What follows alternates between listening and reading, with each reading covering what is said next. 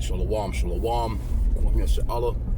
Choholoim la Yahweh, Bahashim Yahweh Shai, Bahashim, Chachachadash. Double honors to our apostles and elders, a great millstone who grew well, and that by the Spirit taught us this beautiful truth. And just want to say tawada to all the H.I.M and Akhwaf that's out here sincerely keeping the laws, the statutes, and commandments of Yahweh Bahashim Yahweh Shai to the best of their ability. This is Yachanan Nawach. It's coming at you with another quick lesson, praying that it's edifying by the Spirit. Just a little ride and drive, again, reading in my Psalms, book of Psalms, chapter 19 this morning, and, little scripts, that one precept that stick out, motivational. And, again, I always say, like the Apostle Rakah, I've been reading in there for years now, since the Apostle Rakah kind of, he pushed it out there like, hey, that's one of his favorite go-tos, man, the Psalms, because, he's real big on prayer. So I've been talking about prayer as of late, past couple of days. Prayer comes in handy. Prayers of a righteous man availeth much. Gotta pray. You need prayer. But let me see here. Driving, so I'll be roughly paraphrasing these scriptures until I can get somewhere here. But Psalms 19 and 11, it says, "Moreover, by them is thy servant warned," and it's talking about the judgments or the statutes and commandments of Yahweh B'Shem Yahweh Shai. They were warned by them, and in keeping of them there is great reward. Right? Let me start up here since I'm at this light. Verse 9. It says, "The fear of the Lord is clean, enduring forever. The judgments of Yahweh are true." See that? "And righteous altogether. More to be desired." See? This is more to be desired than anything. The Lord, man. Yahweh B'Shem Yahweh Shai, his word. It says, "More to be desired are they than gold. Yea, than much fine gold. Sweeter also than honey and the honeycomb." Let's see, you have, the people of the planet, especially, and this is mainly for our people, so-called blacks, Hispanics, and Native Americans. The real true biblical Hebrew Israelites. Our people are caught up in an Edomite mindset or carnal mindset where they want to live like this world, and this world is covetous. The Lord told us, see, a part of the being warned is to not be covetous. And there's so many warnings, you know what I'm saying? But, this is Esau's way of living. This is his life, and he has pushed that, he has passed that cup, or he has pressed that bottle of wine to everyone's mouth, so to speak, And the only real way out is the scriptures. And only the elect of Israel are going to get it, the chosen of the Lord, and we're praying that we're a part of the hopeful elect. Everybody else, they're just going to be, running through and fro, running about, looking crazy as hell, trying to get the next new gadget, the next new car, the next new house, making plans for this or that, And it's going to end up all destruction, man. Or basically, that fervent heat, those thermonuclear weapons is going to take away every goddamn thing that they're even going after. There's nothing going to be left here, man. So again, that verse 11, it says, "Moreover, by them they're warned, and the keeping of them there is great reward." There's great reward that's coming with keeping these scriptures, man. Not just on a day-to-day basis. But there's an ending reward. There's a crown to come with this truth, man. There's a crown that comes with listening to what the Lord Yahweh B'Shem Yahweh Shai has to say. You got people out here, man, they rustling and bustling, trying to get down Christmas gifts, just looking stupid as hell, setting up fucking Christmas trees, lights, some shit that people not even, the mirth is gone. You don't even hear nobody even talking about, that I don't even be hearing that music like how I used to hear that music. That happy holiday music, all that bullshit. You walk into a store and all you hear is goddamn Christmas carols. Well, I see a house across the street, but see these types of neighborhoods right here. Not even these. See, I'm in Edomiteville right now. These Edomites not putting up no lights and decorations and stuff like that, man. You'll see a house here and there. I think it's like, I've only seen one house on my block. But it's a done deal, man. That shit is done. People that not paying no extra goddamn electric bill for that shit. Back in the days, it used to be something that it was just something that you would do. Somebody sent me a photo of, I just put up my Christmas tree. What you sending me the damn photo for? You know, I ain't into that shit. But the damn tree is touching the roof. You went through all that trouble of decorating the damn tree and doing all that, man. Come on, bro. But that's the covetousness of this world. That's Esau's way of living, man. And going into, Jeremiah chapter 10, it talks about that. Let me see. Let me switch gears real quick here. I'm just going to put this boy on cruise control. It drives a little. So bear with me here. Yeah, man. Even these stores and stuff, you don't see none of that stuff, man. People not out and about like that. And then, with the internet, the digital way of life, people not venturing out like that no more. People not just the traffic as far as the malls and stores, and that's all done, man. People going online, sitting their fat asses up on the couch, ordering these bullshit gifts, man, and hoping that they get there. And then you got to deal with a goddamn porch pirate to not steal your shit, hoping that they can just get home in time enough to get the shit. It's that Jeremiah chapter 10 while I'm at this light. Jeremiah chapter 10 and verse 1, and it's entitled, Idols and the Living God. Hear ye the word which Yahweh speaketh unto you, O house of Israel. Thus saith the Lord, learn not the way of the heathen, and be not dismayed at the signs of heaven, for the heathen are dismayed at them. Right? For the customs of the people are vain, for one cutteth the tree out of the forest, the work of the hands of the workmen with the axe. They deck it with silver and with gold. See? They fasten it with nails and with hammers, that it move not. Now the Lord clearly says, don't do it. But Esau, he promotes and pushes doing it. It's a big ass. They just got a big ass. I think it was like a damn near 30-foot tree from Michigan to put up in front of the White House. Every one of these major cities got their downtown areas. They got one of these big ass trees, man, with lights on them, so people can come and drink cocoa and roast damn marshmallows and all that crazy shit. But see, the scriptures, the Lord, his word, he gives us warning. Don't do that.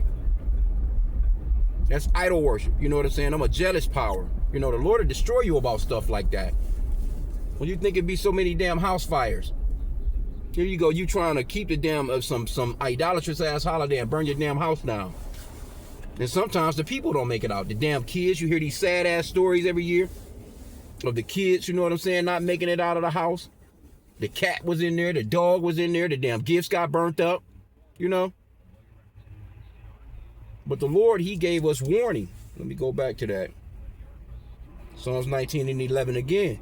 It says, moreover, by them is thy servant warned, and in keeping of them there is great reward.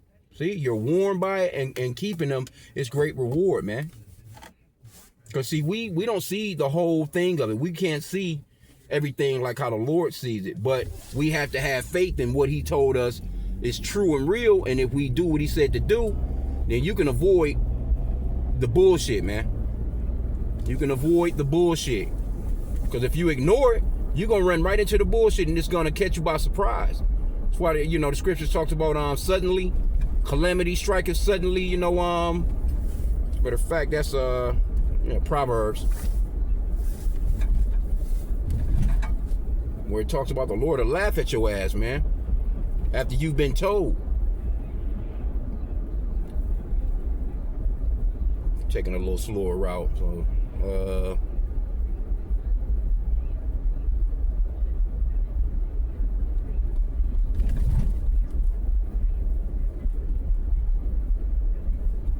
I think it starts at verse 22, Proverbs 1 and 22. How long, ye simple ones, will ye love simplicity? And the scorners delight in their scorning, and the fools hate knowledge. See? You hating the things that the Lord is warning you with. You hating the words that he's giving you. The warning. So guess what? The opposite of a reward is overall a complete destruction, basically, man. It says, turn you at my reproof. Behold, I will pour out my spirit unto you. I will make known my words unto you, right? Because I have called and ye have refused, Salakia. Because I have called and ye refused, I have stretched out my hand, and no man regarded. But ye have set at naught all my counsel, and with none of my reproof. I also will laugh at your calamity. I will mock when your fear cometh. See that? Because you don't want to listen. When your fear cometh as a desolation, and your destruction cometh as a whirlwind, when distress and anguish cometh upon you. So the Lord, he said he's going to laugh. Then shall they call upon me, right? But I will not answer. They shall seek me early, but they shall not find me. So, that's why the scripture talks about tarry not, man. I think that's is that Sirach 5 and 7. Like, make no tarrying to turn to the Lord. Because there's a time period where you can do it, and because people walk by, they hear the scriptures all the time. You got people that's they see these videos, they in the comment boards scoffing. They can be going on about their day, just doing the stupid shit that they normally do, but they in the comment boards, setting traps for themselves with their mouth. You might as well just, if you don't believe it, just go ahead. You speaking all these idle words, setting yourself up for even more calamity. Let's see if I can get this one. Yep, Sirach, or Ecclesiasticus, also known as the book of Sirach, chapter 5, verse 7. Make no tarrying to turn to Yahweh, and put not off from day to day. See, this is warning. The great reward come with this. For suddenly shall the wrath of the Lord come forth, and in thy security thou shalt be destroyed. See, it's gonna come across. It's gonna come suddenly, like a thief, and perish in the day of vengeance. Right? So you have to, you hear this word, you need to be turning this way. But 2/3 of Jake not gonna get it anyway. I mean, because it's really for the elect. But Jake gotta hear this word, because they're gonna get their warning, because that sets them up for not having a cloak for their sins. They can't say, I didn't hear that. I didn't know about that. Especially here in these Americas, man. But this word is going out throughout all the world. That's why Esau panicking, man. You can clearly see Esau, he's losing it. He's losing it right now. Everything that he's doing is being exposed, and they're moving fast too. Because he said that he's going to come down with great wrath, because that he had but a short time. But guess what?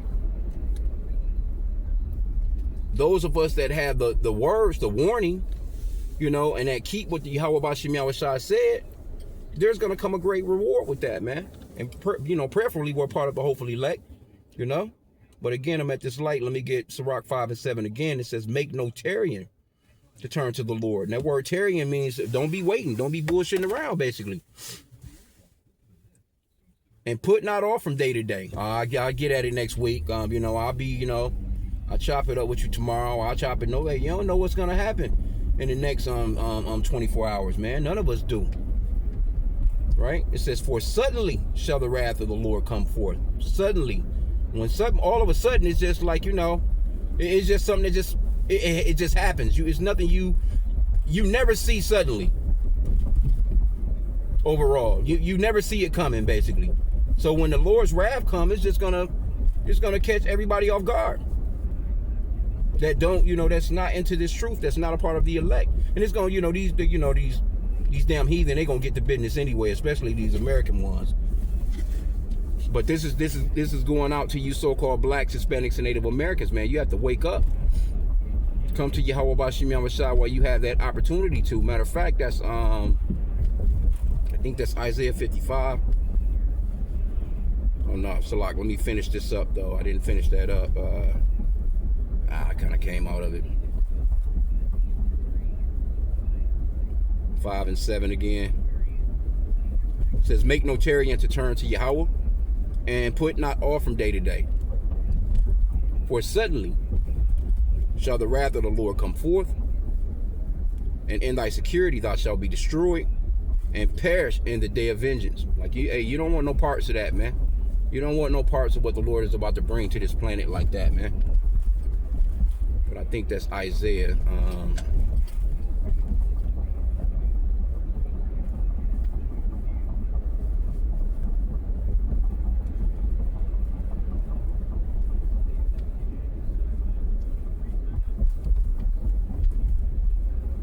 Nope, that's not it.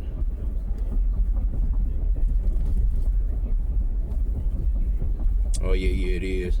Isaiah chapter 55, verses 6 and 7. And it reads, seek ye Yahweh while he may be found. Right? Call ye upon him while he is near, because he's not going to always be found. He's not going to always be near. He's going to pull back at a certain point. Let the wicked forsake his way, and the unrighteous man his thoughts, and let him return unto Yahweh, and he will have mercy upon him, and to our God, for he will abundantly pardon. So not only will he forgive, but he will abundantly forgive, man. Right? So I'm at the plantation, and I got my little work phone bullshit. But anyway, yeah, just wanted to kind of touch on that, man. Great rewards come with keeping the laws, statutes, and commandments of Yahweh H.I.M, man. We keep them to the best of our ability. Are we saved by them? No, we're not saved. We're saved by the ultimate sacrifice that our Lord Yahweh, which the world ignorantly calls Jesus, done for us. That was the ultimate thing, man. But he says, if you love me, keep my commandments. You're gonna try and do what he said to do if you actually love the Lord. You got these Christians talking about, well, I'm saved by grace already. I don't have to do any of that no more. I'm just gonna live, and it's just weird, man. It don't make no sense at all. The shit is just stupid. Faith without works is dead. They don't want to do any works. It's works that come with this thing too. Because the Lord, he knows the heart. But yeah, again, I'm just, like I said, I'm at the plantation. I was just trying to do a little quick ride and talk, something I was reading earlier. Little can't comfort some of the brothers and sisters, or some it's comforting, man, just hearing the scriptures, man. It's a relief. That's the comforter, though. That's the Holy Spirit, the scriptures, man. So we do the best that we can with it. So I'm gonna end out there. I do pray that the lesson was edifying. With that, Kwame Yasha Allah and a Baba Ball.